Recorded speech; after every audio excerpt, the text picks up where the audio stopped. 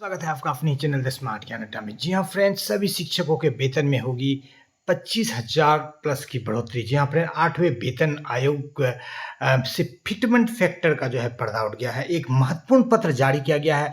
क्या कुछ है इस पत्र में, और केंद्र सरकार के 90 लाख कर्मचारियों के साथ साथ विभिन्न राज्यों के कर्मचारियों को भी और बिहार के शिक्षकों का भी इसका बेसब्री से इंतजार है और काफ़ी ज़्यादा लाभ होने वाला है।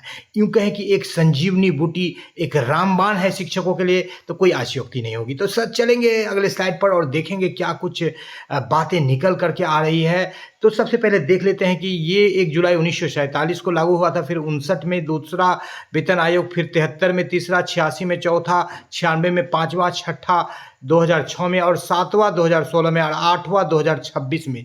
तो प्रत्येक वेतन आयोग का एक बहुत ही महत्वपूर्ण योगदान होता है कर्मचारियों के वेतन के इम्प्रूवमेंट में, वेतन को बढ़ाने में।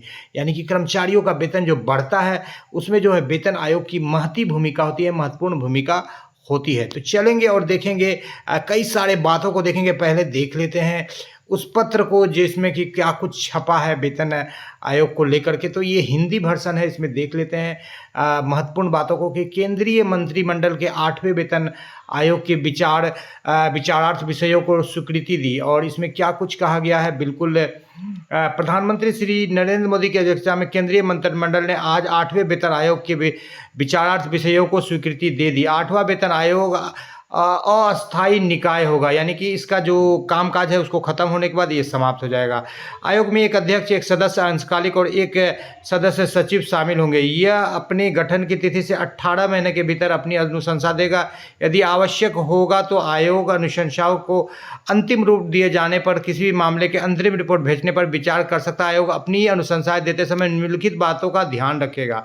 क्या कुछ यहाँ पर ध्यान रखना है? देश की आर्थिक स्थिति और राजकोषीय विवेक अर्थात सरकारी वित्तीय व्यवस्था के प्रबंधन तथा खर्च और राजस्व के संतुलन की आवश्यकता है। यह सुनिश्चित करने की आवश्यकता है कि विकास व्यय और कल्याणकारी उपायों के लिए पर्याप्त संसाधन उपलब्ध हो। यानी कि देश की आर्थिक स्थिति कैसा है, राज्य का कैसा है, इसको भी ध्यान रखना। गैर अंशकालीन पेंशन योजनाओं की गैर वित्त पोषित लागत, यानी पेंशन पर क्या कुछ खर्च आएगा, इसको भी देखना। राज्य सरकार वित्तीय स्थिति पर अनुशंसाओं का संभावित प्रभाव, जो आमतौर पर कुछ संसाधनों के साथ अनुशंसाओं को स्वीकार करते हैं।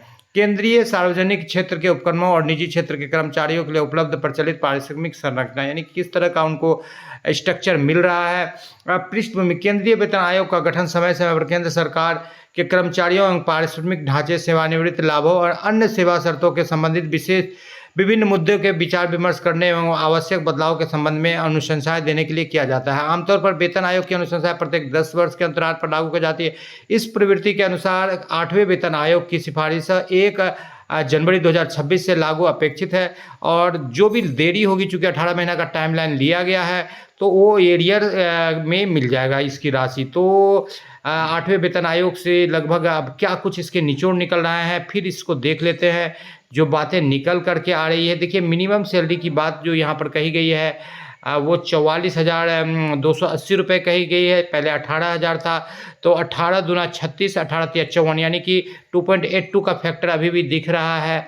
तो यदि किसी शिक्षक का अभी मान लीजिए 30,000 के रेंज में बहुत सारे शिक्षकों का सैलरी है, तो 71,000 उनका मूल वेतन चला जाएगा। ऐसी स्थिति में शिक्षकों का वेतन जो है 1 लाख पार जाने की पूरी संभावना है।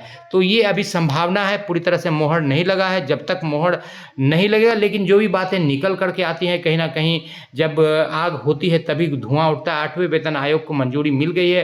केंद्र सरकार के 50 लाख कर्मचारियों के साथ 59 लाख कर्मचारियों को लाभ मिलेगा। और TOR जारी कर दिया गया है, और जिसको अभी पढ़ करके बताया गया है आपको, ये अंग्रेजी वर्जन है उसका।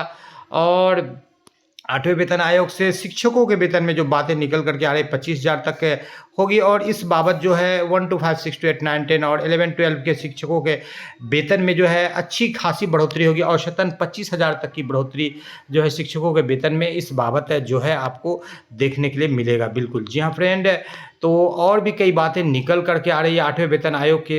एक बड़ी बात निकल करके आ रही है कि अब तक यदि जो TRE 1 to 3 के शिक्षक हैं, या विशिष्ट शिक्षक हैं, या प्रधानाध्यापक, प्रधान शिक्षक हैं, नियमित को छोड़कर, नियमित तो 1 लाख के पार बहुत पूर्व ही चले गए हैं, लेकिन इस 8वें वेतन आयोग के अनुशंसाओं को लागू करने के बाद जो फिटमेंट फैक्टर जो निकल करके आ रहा है 2.86 जो है, जो नियोजित और जो विशिष्ट और जो राज्यकर्मी वाले TRE 1 to 3, 4 के शिक्षक है, प्रधानाध्यापक, प्रधान शिक्षक है, उन सभी का वेतन जो है 1 लाख के पार चला जाएगा। ये बिल्कुल फाइनल बातें निकल कर के आ रही है। लगभग 2 गुना वेतन की बात भी निकल कर के आ रही है इस 8वें वेतन आयोग के अनुशंसाओं पर।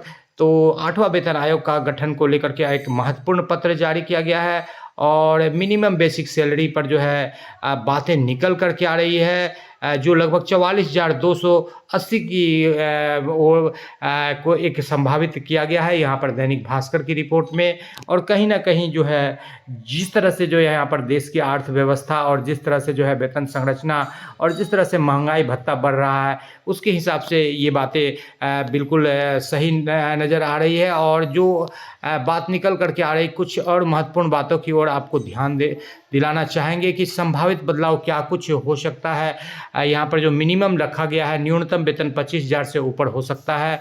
फिटमेंट फैक्टर 2.86 होगा। जैसे ही 2.86 होगा तो 18 दूना 36, 2.46 तो 36 और 9 42, 43, 44,000 चला ही जा रहा है। तो इस हिसाब से जो है 25,000 से ऊपर जो है आपको अभी जो बताया गया 44,000 प्लस का वो होगा। महंगाई भत्ता DA/DR को बेसिक में मर्ज करने की बात चल रही है। एक्रोबैटिक फार्मूला पर भी बात चल रही है। कई तरह की अटकलें अभी भी आ रहे। पेंशन के नियमों में सुधार होगा, 18 महीने में रिपोर्ट होगी इसको। और अभी 41,000 न्यूनतम वेतन जैसी बातें सिर्फ अफवाहें हैं, यानी कि जब तक फाइनल मोहर नहीं लगता अफवाह ही ये बातें रहेंगी। लेकिन कहीं ना कहीं जो है ये बातें अफवाह नहीं, कहीं ना कहीं एक जो है एक संभावित जो है एक राशि है, क्योंकि लोग संभावनाओं पर जो चलते हैं और कहीं ना कहीं जो संभावनाएं होती है सवेरा ही जो है दिन के विषय की जानकारी देती है। उसी तरह से जो संभावनाएं ही हैं कहीं ना कहीं वही संभावना है जो 80-90% सही साबित होती है। इसी उम्मीद के साथ कि आपको 8वें वेतन का लाभ जल्द से जल्द मिले और आपका वेतन भी 1 लाख के पार जाए, आपसे आपका दोस्त और होस्ट विदा लेगा। बस एकमात्र गुजारिश, वीडियो को लाइक कर दे, चैनल पर नए हैं या अब तक सब्सक्राइब नहीं किया है तो सब्सक्राइब कर ले। द स्मार्ट ज्ञान अड्डा आपका अपना चैनल है साथियों, जो आपके उज्जवल भविष्य की कामना करता है। वीडियो को शुरू से लेकर अंत तक देखने के लिए आपका बहुत बहुत धन्यवाद। आपका दिन शुभ हो। जय हिंद, जय भारत, वंदे मातरम।